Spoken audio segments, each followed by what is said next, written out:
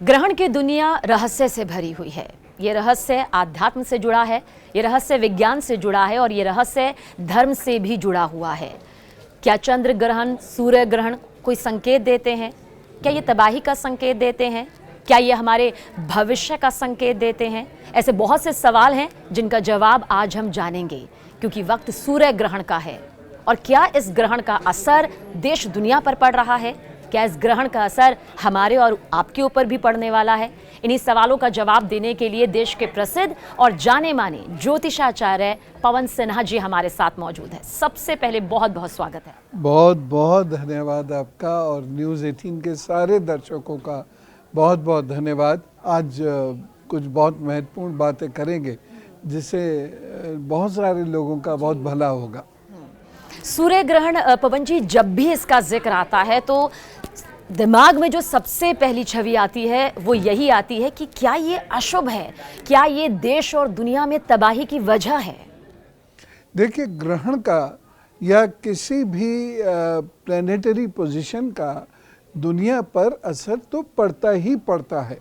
देखिए, ये पूरा ब्रह्मांड एक यूनिट, तो इस यूनिट में थोड़ा सा भी कोई हेर फेर होगा तो उसका असर हम लोगों पर पड़ेगा, ब्रह्मांड पर पड़ेगा, दूर दूर के जो प्लैनेट्स हैं उन पर भी पड़ेगा और भारत पर भी या धरती पर भी इसका असर आएगा। तो जो ये भी सूर्य ग्रहण पड़ रहा है, ये जिस भी इलाके में पड़ रहा है वहाँ पर जलवायु में फ़र्क पड़ेगा, वहाँ पर जो टर्मोइल्स हैं वो ज़रूर आएंगे और वहाँ पॉलिटिकल अपीवल्स ज़रूर होंगे। और ये सूर्य ग्रहण का असर है, आप ये कह रहे हैं? ये सूर्य ग्रहण का असर होगा ही होगा। मतलब इसे विश्वास के हिसाब से देखें, क्योंकि बहुत से लोग हैं जो कह रहे हैं कि तबाही तो संसार का नियम है, लेकिन हमने देखा चंद्र ग्रहण में भारी तबाही मची, पहाड़ों की दुनिया पूरी तरह से नष्ट नजर आई, और अब सूर्य ग्रहण। जी हाँ, देखिए, तबाही तो होती है लेकिन तबाही का कारण ढूंढता है विज्ञान। ज्योतिष भी उसी तबाही का कारण ढूंढता है। तो तबाही का कारण निकला चंद्र ग्रहण, तबाही का कारण निकला सूर्य ग्रहण। तो ये रीजंस हैं, ये कारण बनते हैं। कोई एकदम से तबाही नहीं आती है, उसके बहुत सारे रीजंस हमारे सामने आते हैं और मनुष्य की प्रवृत्ति है कि उन रीजंस को वो खोजता है। तो जब हम खोजते हैं तो हमारे सामने दो तरीके हैं। एक, हम एस्ट्रोफिजिक्स के पॉइंट ऑफ व्यू से खोजते हैं और दूसरा हम ज्योतिष के पॉइंट ऑफ व्यू से खोजते हैं। ज्योतिष जो कि एक बहुत पुराना विज्ञान है और एस्ट्रोफिजिक्स, एस्ट्रोसाइंसेस तो अब डेवलप हुई हैं, लेकिन ज्योतिष के माध्यम से भी हम उस तबाही के रीजंस को जानने की कोशिश करते हैं। जब चंद्र ग्रहण की बात आई तब कहा कि ये तबाही पानी की वजह से इसलिए आ रही है देश और दुनिया में क्योंकि चंद्र जो है वो जल से जुड़ा हुआ है। सूर्य ग्रहण ये किस ऐसे तत्व से जुड़ा हुआ है जिसकी वजह से अब भी तबाही आ रही है, या फिर आपको लगता है कि क्या इसी का असर है जो इस वक्त हम बड़े बड़े भूकंप देख रहे हैं, जो सुनामी की लहरों की आशंका यहाँ पर जताई जा रही है? देखिए, सूर्य का जो प्रभाव पड़ता है, चूंकि अग्नि तत्व है, अग्नि प्रधान ये तारा है, ये बेसिकली एक तारा है। अग्नि प्रधान तारे की वजह से कहीं कहीं क्रस्ट में जो ज़मीन की जो क्रस्ट होती है उसके नीचे कहीं कहीं प्रॉब्लम होती है, जिसकी वजह से दो चीज़ आती है। लहरें बहुत तेज़ी से उठती हैं, बहुत तेज़ी से बहुत ऊंचाइयों तक चली जाती हैं, इसे ही सुनामी कह देते हैं। और उसके अलावा भूकंप भी इसी की वजह से आते हैं।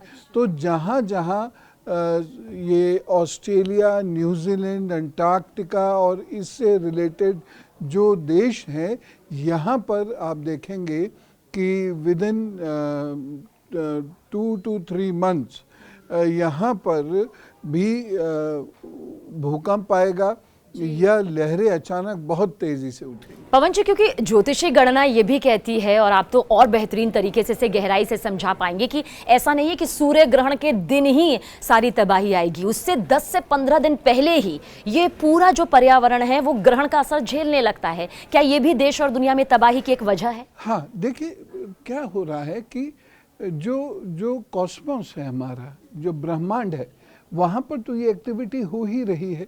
ये एक्टिविटी जो धरती पर अलग अलग खंड हैं, जैसे भारत है, यह जम्बूद्वीप, तो उन खंडों पर इसका प्रभाव नहीं, लेकिन किसी दूसरे खंड पर इसका प्रभाव ज़रूर पड़ेगा। तो जिधर जिधर वो प्लेनेटरी मूवमेंट होगा, चंद्रमा जहाँ जहाँ छाया बना रहा होगा, वहाँ वहाँ उसका प्रभाव आएगा। अब इसमें बहुत सारे लोग ये भी कहते हैं कि भारत में नहीं दिख रहा, इसका मतलब भारतीयों पर इसका प्रभाव नहीं आएगा। अगर वो भारतीय ऑस्ट्रेलिया पे रह रहा है, अगर वो भारत का व्यक्ति न्यूजीलैंड में रह रहा है, तो प्रभाव आएगा ही आएगा। चंद्र ग्रहण का तो प्रभाव हमने देख लिया, लेकिन क्या देश और दुनिया में ग्रहण का जो असर दिखाई दे रहा है वो इस लिहाज से भी दिखाई दे रहा है कि साल के आखिर में 2 ग्रहण, वो भी 15 दिनों के अंदर, ये बड़ी महातबाही की वजह बन रही है? जी, ये अंग्रेजी नववर्ष, अंग्रेजी वर्ष के अनुसार 2 ग्रहण हैं। भारतीय वर्ष के अनुसार तो ये 2 ग्रहण नहीं हैं, क्योंकि आगे भी आते रहते, ग्रहण तो पड़ते रहते हैं। लेकिन ये जो ग्रहण पड़ता है, जब भी आकाश में दोनों ग्रह 15 दिन के भीतर पड़ते हैं, सूर्य ग्रहण, चंद्र ग्रहण 15 दिन के भीतर जब भी पड़ेंगे, तो ये किसी ना किसी किस्म की तबाही देंगे। वो आर्थिक भी हो सकती है, वो रोग भी हो सकता है, वो भूकंप भी हो सकता है, और सुनामी भी हो सकती है, और अन्य किस्म की दैवीय आपदाएं हो सकती हैं, जैसे कि हम लगातार देख रहे हैं। हम देख रहे हैं हिमाचल में, हम देख रहे हैं उत्तराखंड में, हमने देखा नॉर्थ ईस्ट में।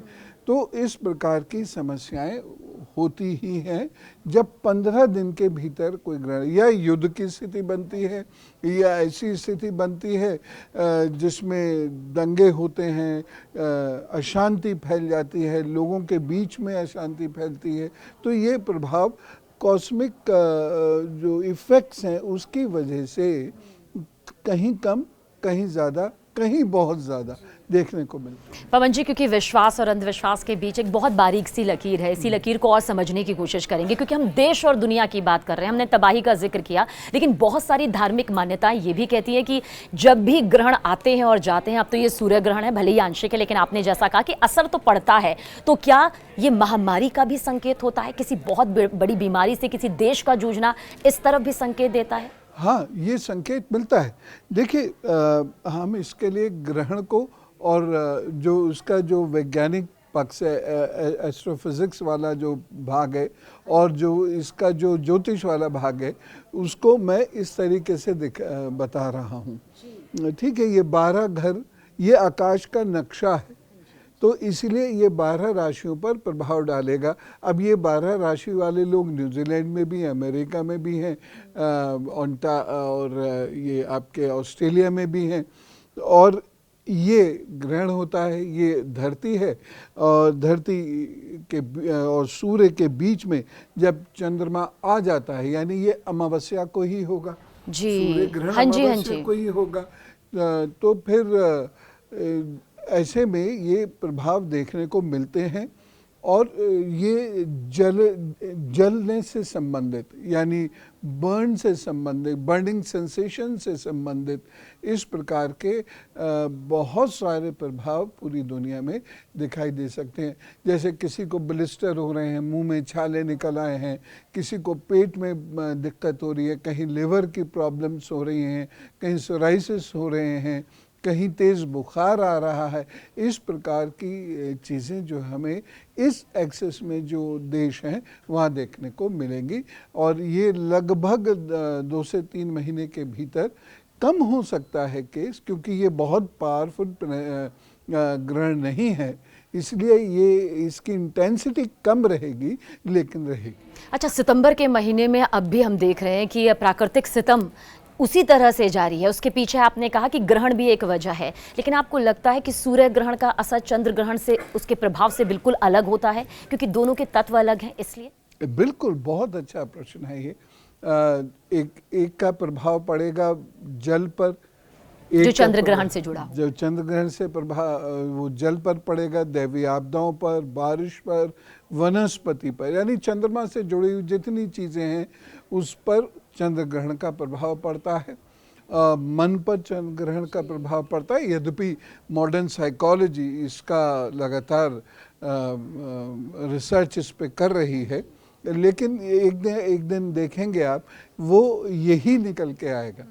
रिसर्च कंप्लीट किए बिना एक साइकोलॉजिस्ट ये नहीं कह सकते कि ये है या ये नहीं है, लेकिन मुझे ऐसा विश्वास है कि ये किसी दिन निकलेगा। और सूर्य ग्रहण का प्रभाव आप कह रहे हैं इसका दायरा अलग होता है। हाँ, रक्त पर होगा, अच्छा, हृदय पर होगा, आँख पर होगा, पेट पर होगा, और जो बर्निंग सेंसेशंस या बर्निंग से संबंधित चीज़ें हैं उस पे होगा, आग लगने पर होगा, यानी धरती के कुछ हिस्सों में आग भी लग सकती है। मतलब वो ज्वालामुखी से भी जुड़ा हो सकता है क्या? ज्वालामुखी से जुड़ा हो सकता है, वह जंगल की आग से भी जुड़ा हो सकता है, और वह केमिकल की आग से भी जुड़ा हुआ हो सकता है। पवन जी, क्योंकि हम देश और दुनिया की पूरी असर की बात कर रहे हैं ग्रहण का, अब क्योंकि सूर्य ग्रहण है, आपको लगता है कि सूर्य ग्रहण का असर जो है वो सूर्य ग्रहण के कुछ दिनों के बाद तक भी देखने को मिलता है? क्योंकि लोगों को लगता है ग्रहण चला गया, अब हो सकता है कि असर खत्म हो गया, तो अब ये तबाही क्यों, अब इतना फिक्रमंद और चिंतित होने की जरूरत क्यों? ये असर के दिन का क्या पैमाना है? जो भी सूर्य के जो प्रभाव होते हैं या चंद्रमा के जो प्रभाव होते हैं, कई बार देखा गया है कि वो प्रभाव कुछ दिन पहले से शुरू हो जाते हैं। क्योंकि मान लीजिए आज हम कहते हैं युद्ध हुआ, हाँ, तो ये युद्ध के एकदम तो नहीं हो गया होगा, उसके कहीं ना कहीं कारण बन रहे होंगे।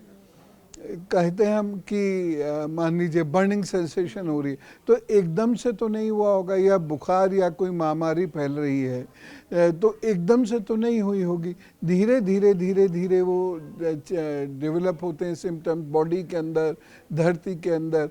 तो और ये कुछ दिन बाद तक, ये है कि ज्योतिष का सामान्य सिद्धांत है कि वो लगभग 40 दिन तक वो सिम्टम्स, 40 से 43 दिन तक वो सिम्टम्स हमें देखने को मिलते हैं। कई बार ऐसा होता है कि बारिश आ जाती है, थोड़ी देर आई बारिश, रुक गई।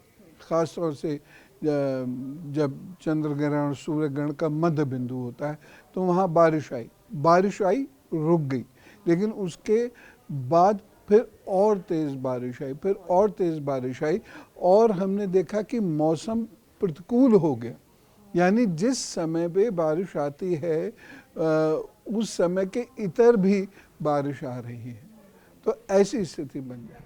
पवन सिन्हा जी, क्योंकि बात सिर्फ भारत की मान्यताओं की नहीं है, बल्कि विश्व के कई ऐसे देश हैं जिनमें जापान है, चीन है, इंडोनेशिया है, बाकी और देशों की भी इसमें सूची काफ़ी लंबी है। वहाँ भी धार्मिक मान्यता है, कहीं ड्रैगन माना जाता है, कहीं पर काला सितारा माना जाता है, वहाँ भी धार्मिक मान्यताओं के हिसाब से सूर्य ग्रहण को लिया जाता है। पर आपको लगता है कि वैज्ञानिक और धार्मिक ये दोनों पहलू एक ही सिक्के के हैं जिन्हें हम अलग अलग समझते हैं? शायद हुआ क्या कि बहुत प्राचीन कोई सभ्यता है और वहाँ पर अचानक क्या हुआ, अंधेरा आ गया। अब वहाँ पर अचानक अंधेरा आ गया तो लोग डर गए, या कुछ भी ऐसा हुआ जो सामान्य दिन में नहीं होता था तो लोग डर गए। अब डरने की वजह से अब उन्होंने क्या किया, अंधेरा हो गया, दिन में अंधेरा हो गया, तो चलो कुछ हम तीर जला के सूर्य की तरफ फेंकते हैं। ठीक है, हमारे यहाँ राहु और केतु, देवता असुर, ये इस प्रकार के चीज़ों का प्रयोग होता है अपनी मान्यताओं को व्यक्त करने के लिए। चीन में ड्रैगन का प्रयोग होता है, जो फार ईस्ट एशिया, दक्षिण एशियाई देशों में ड्रैगन का वहाँ प्रयोग होता है। अगर अफ्रीका जाते हैं तो वो तीर जला के फेंकते हैं कि सूर्य को किसी ने खा लिया है इसलिए सूर्य काला हो गया है। कहीं ढोल बजाए जाते हैं, अब ढोल बजाते रोशनी अपने आप आ जाती है, तो वो जाती है ये समझती थी कि ढोल बजाने से धीरे धीरे वो असुर डर गया और डर के मारे छोड़ के ने भाग गया। तो इस प्रकार से अलग अलग मान्यताएं रही, लेकिन जैसे जैसे ज्योतिष का विकास हुआ, जैसे जैसे विज्ञान का विकास हुआ, अब ये मान्यताएं कहानी किस्सों के रूप में तो हैं, लेकिन इन मान्यताओं को हम अब खारिज कर चुके हैं। क्या सूर्य ग्रहण का असर राशियों पर भी होता है? क्या सूर्य ग्रहण हमारे वर्तमान में भविष्य की तस्वीर भी दिखाता है? क्या ग्रहण हमारे आने वाले कल के लिए कुछ ऐसा बताता है जिसमें हमारा भविष्य छिपा होता है, या किसी संकट की भी आहट इसमें सुनाई देती है, दिखाई देती है?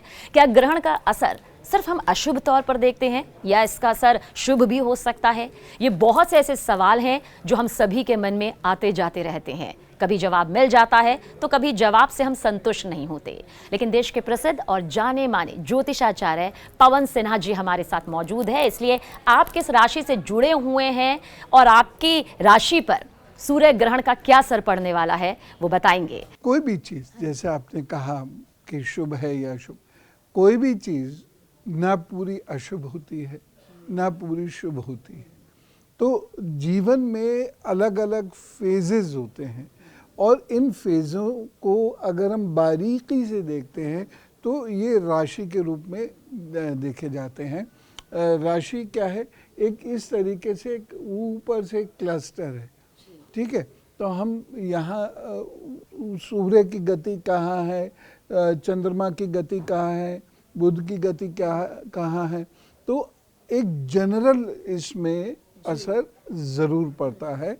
लेकिन अब ग्रहण का ही ले लीजिए, हाँ जी, इसमें बहुत अच्छे परिणाम भी मिलेंगे। तो शुरुआत ही आपने यहाँ पर एक मिठास से कर दी है, जो मेरे ख्याल से, क्योंकि कहा जाता है कि मेष राशि पर या तो सबसे ज्यादा असर होता है, या फिर उसका असर चाहे अच्छा हो चाहे नकारात्मक हो, वो मेष राशि का यहाँ पर सबसे पहला होता है, क्योंकि ये पहली राशि होती है। तो मेष राशि से यहाँ पर शुरुआत करेंगे। सूर्य ग्रहण का मेष राशि के जातकों पर क्या प्रभाव?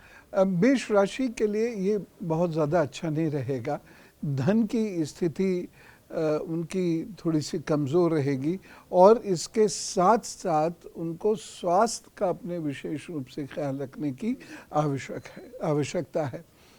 एक बात यहाँ पर मैं और कहना चाहूँगा मेष राशि के लोगों को, चूँकि चंद्र भी है उधर सूर्य भी है, तो अपनी आँखों का भी ध्यान रखना है, और साथ ही साथ अपने इन लॉज का, अगर इन लॉज हैं तो इन लॉज का भी ध्यान रखना है। घर गृहस्थी अगर है तो घर गृहस्थी का पूरा ध्यान रखने की ज़रूरत है। और जिन लोगों ने अभी जॉब ज्वाइन की है पिछले लगभग साल भर के अंदर अंदर, तो उन लोगों को अपनी जॉब का भी ख्याल रखने की ज़रूरत है। और कोई छोटा सा उपाय इनके लिए, अगर आपको लगता है कि ये संकट उन पर है, वो टाला जा सकता है? हाँ, उपाय से बड़ा लाभ होगा।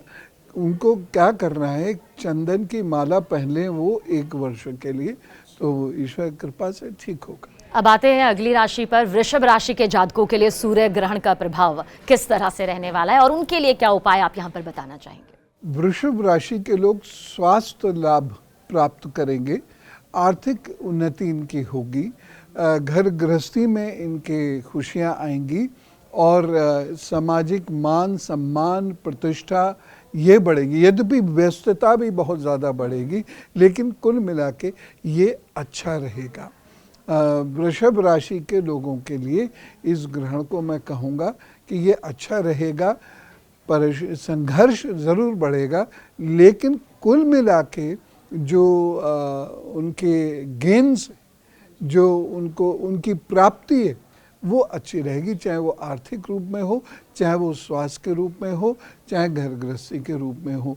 अब मैं ये नहीं कह रहा कि सारे ही लोगों का घर गृहस्थी एकदम अच्छा हो जाएगा। ये मैं इन जनरल सभी राशियों के बारे में कहना चाह रहा हूँ कि 4 मोटी मोटी कैटेगरीज हैं राशियों की, बहुत बुरी, बुरी, अच्छी, बहुत अच्छी। तो ये हमें देखना पड़ेगा व्यक्तिगत कुंडली से, लेकिन कुल मिला के वृषभ और जल्द उपाय भी इनके लिए एक छोटा सा। वृषभ राशि के लोगों को गुड़ और चावल का दान एक बार ज़रूर कर देना चाहिए, और ये रविवार को करें। चलिए, अब जल्द मिथुन राशि के जातकों के लिए भी जानना चाहेंगे आपसे पवन जी की उन पर सूर्य ग्रहण का असर कितना पड़ेगा, उनके लिए क्या बेहतर और क्या कुछ उपाय?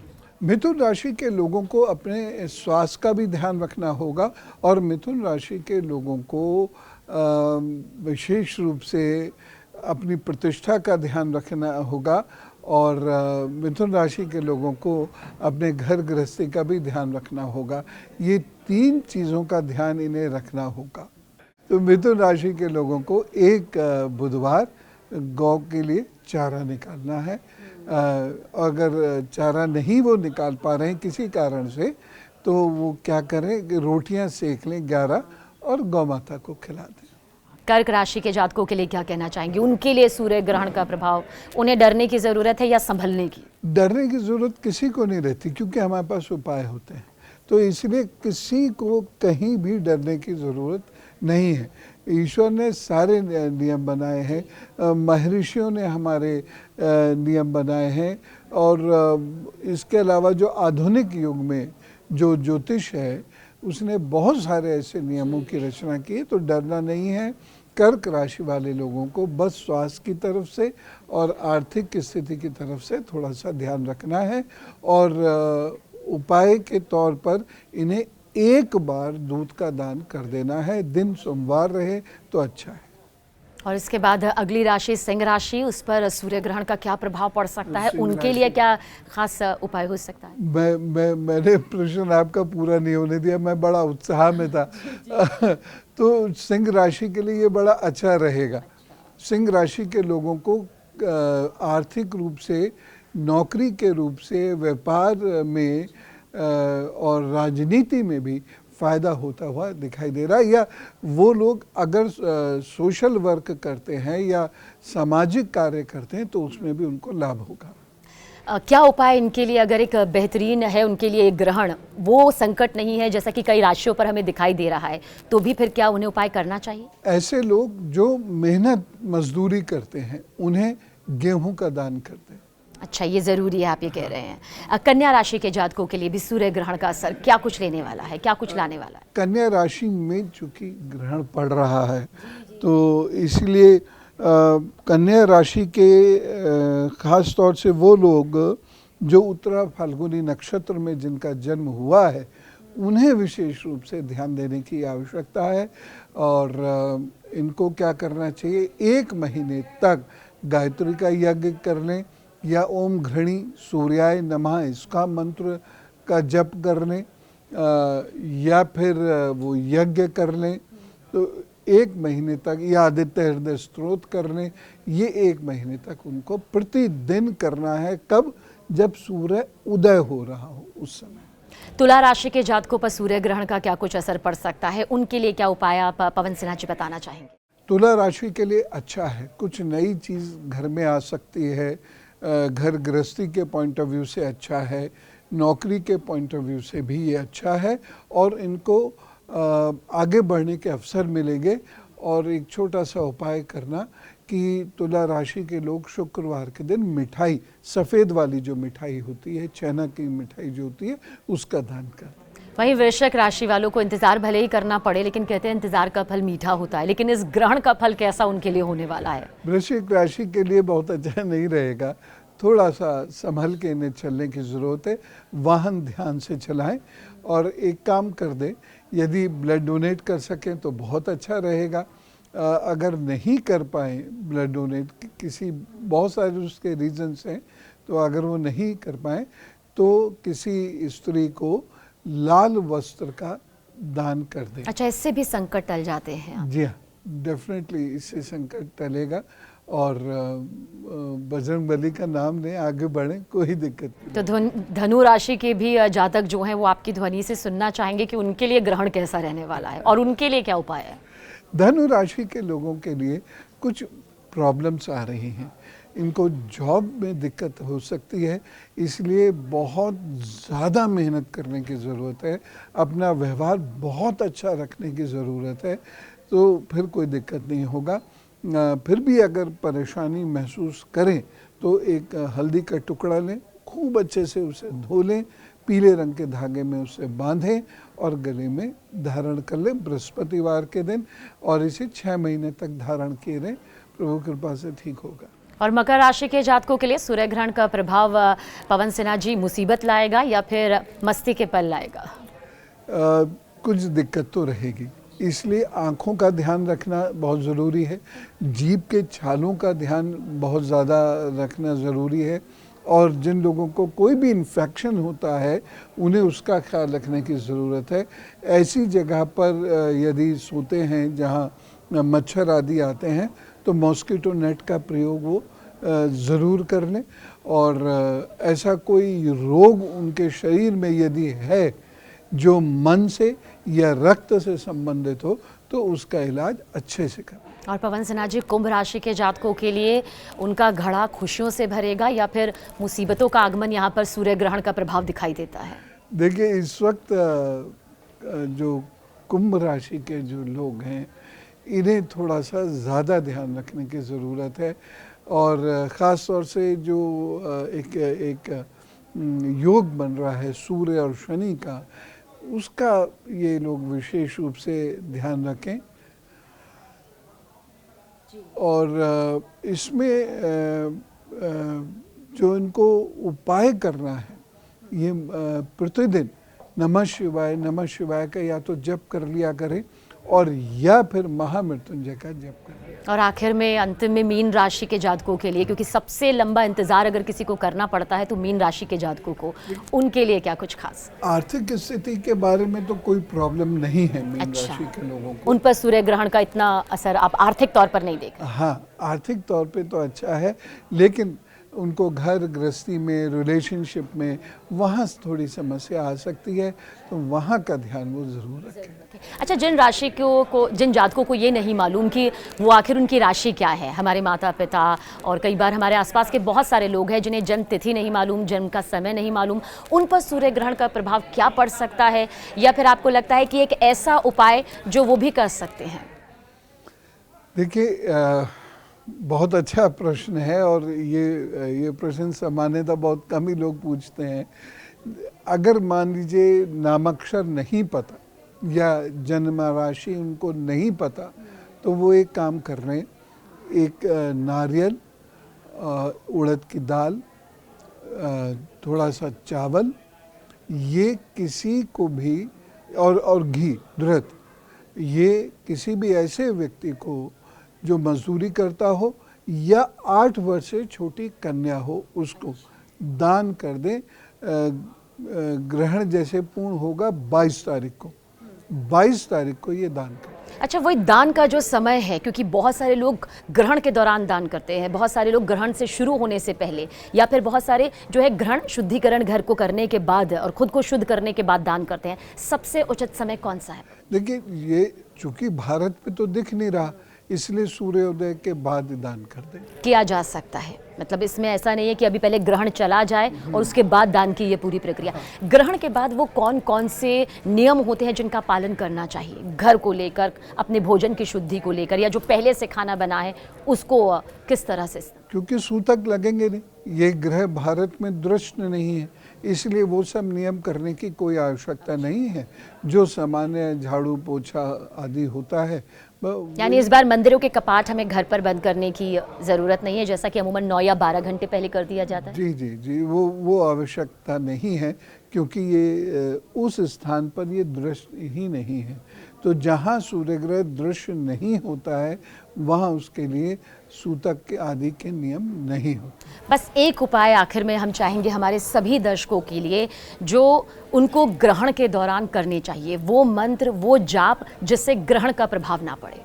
सबसे अच्छी एक माला गायत्री मंत्र की 22 तारीख को ग्रहण पूर्ण होने के बाद वो कर लें, अच्छा रहेगा। और भी अच्छा रहेगा यदि ग्रहण प्रारंभ होने से पूर्व कर लें, रात को 23 बजे, यानी रात को 11 बजे ग्रहण शुरू होगा, तो उससे पूर्व ये एक माला गायत्री की कर लें, एक माला गायत्री की सूर्योदय के उपरांत कर लें, और आनंद से रहें, मस्त रहें, अपने प्रभु को याद रखें, कुछ नहीं होगा। अच्छा, एक मंत्र भी आप बता दीजिएगा, क्योंकि बहुत सारे लोगों का कहना है कि मंत्र इंसान की जिंदगी जो है वो बदल देता है, और ग्रहण के दौरान मंत्रों के उच्चारण का हजारों गुना सकारात्मक प्रभाव यहाँ पर पड़ता है। वो मंत्र हमारे दर्शकों के लिए? गायत्री मंत्र के इतर यदि कोई और कुछ मंत्र जप करना चाहते हैं तो उनके लिए ओम घृणी सूर्याय नमः, ओम घृणी सूर्याय नमः। ये बिल्कुल छोटा सा मंत्र है और इसे कोई भी कर सकता है, क्योंकि हमें ये ध्यान देना है कि हम बहुत बड़े गंभीर मंत्र आदि बताएंगे भी तो ज़्यादातर लोग नहीं उसको समझ पाएंगे, बस इतना बहुत है।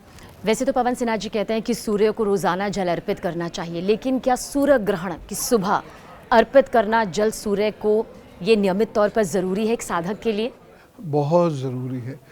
कोई भी व्यक्ति हो, वो नौकरी की तैयारी कर रहा हो, अगर कोई कॉम्पिटिटिव एग्ज़ाम दे रहा हो, या उसका आत्मबल कमज़ोर हो, डिप्रेशन से गुज़र रहा हो, तो सूर्य के सामने खड़े होकर आदित्य हृदय स्तोत्र पढ़ते हुए यदि वह जल का अर्पण करते हैं सूर्य को, और इस तरीके से पूरा ऐसे करके वो जल का अर्पण करते हैं, तो उसका बहुत लाभ मिलता है और धीरे धीरे जो उनकी चेतना का स्तर है, कॉन्शियस लेवल है, वो मजबूत होता चला जाता है। और आपको लगता है क्योंकि पितृपक्ष, सूर्य ग्रहण और फिर नवरात्र, ये संयोग दुर्लभ संयोग है, ये महासंयोग है? देखिए, ये ग्रहण तो लगभग कन्या राशि में 100 वर्ष बाद पड़ा है, लेकिन पितृपक्ष से इसका सीधा कोई संबंध नहीं है, क्योंकि वो तो पूर्वज हैं, कहाँ हैं, कैसे हैं, अभी क्या पता, तो उनसे सीधा कोई इसका संबंध नहीं है।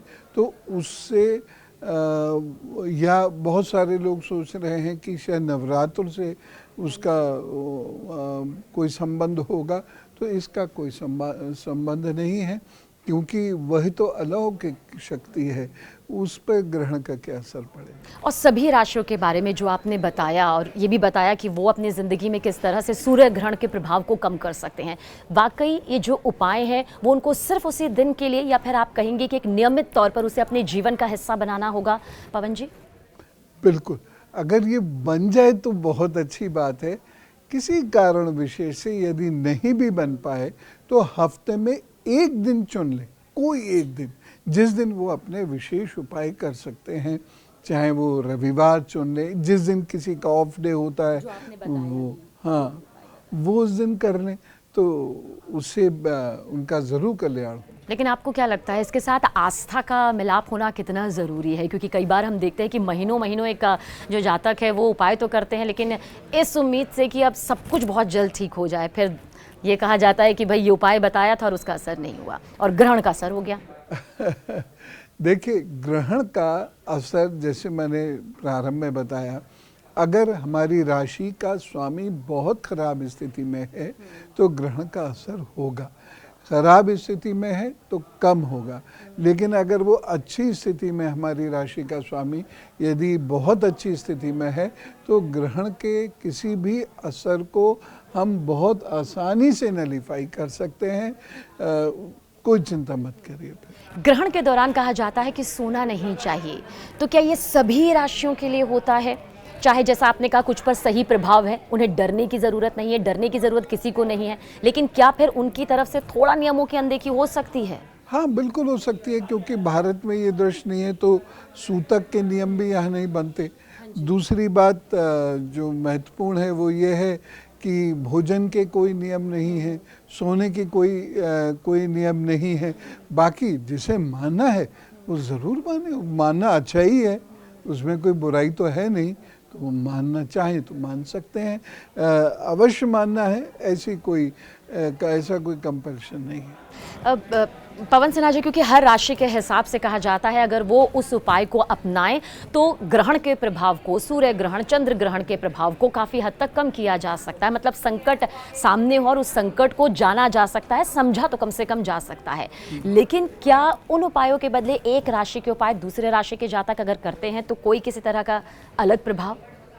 देखिए, इन उपायों का प्रभाव तो इन एनी केस अच्छा ही होता है, तो इसलिए वो अगर मान लीजिए सुनने में गलती हो गई या वो दूसरे उपाय कर लें तो उससे नुकसान तो नहीं है, लेकिन अपनी राशि के उपाय करने से उनको फ़ायदा ज़्यादा मिलेगा, अवश्य मिलेगा। अब मान लीजिए सारे उपाय वो मिस कर गए तो कुछ भी ना करें तो वो महामृत्युंजय का जप कर लें अगर उनको दिख रहा है। और इसके साथ एक बड़ा महत्वपूर्ण उत्तर भी मैं देना चाहूँगा कि अगर किसी को कोई बहुत परेशानी महसूस हो रही है, चाहे वो स्वास्थ्य की हो, चाहे वो अर्थ की हो, चाहे वो प्रतिष्ठा की हो, तो महामृत्युंजय की एक माला करने लाभ होगा। और महामृत्युंजय मंत्र अगर आप हमें यहाँ पर सुना पाए तो बस जाते जाते फटाफट नोट कीजिए। और इसे रुद्राक्ष की माला से करना है, बड़ा हो छोटा हो कोई फर्क नहीं पड़ता। ओम त्र्यंबकम यजामहे सुगंधिम पुष्टिम वर्धनम उर्वारुकमेव बंधनान मृत्योर्मोक्षये मामृतात्। इसका आप एक माला से जप कर लें, बड़ा अच्छा। बहुत बहुत धन्यवाद पवन सिन्हा जी ये बताने के लिए कि हर राशि के जातक पर सूर्य ग्रहण का प्रभाव कितना होगा, कैसा होगा, और साथ ही उन उपायों के लिए जो सबसे ज़्यादा ज़रूरी होते हैं। अमूमन यहाँ पर बता दिया जाता है कि ये प्रभाव पड़ने वाला है, लेकिन कहते हैं ना एक उपाय और किस्मत चमकाए, ज़िंदगी के बड़े से बड़े संकट मिटाए। बिल्कुल, बहुत बहुत धन्यवाद। आपका भी बहुत बहुत धन्यवाद।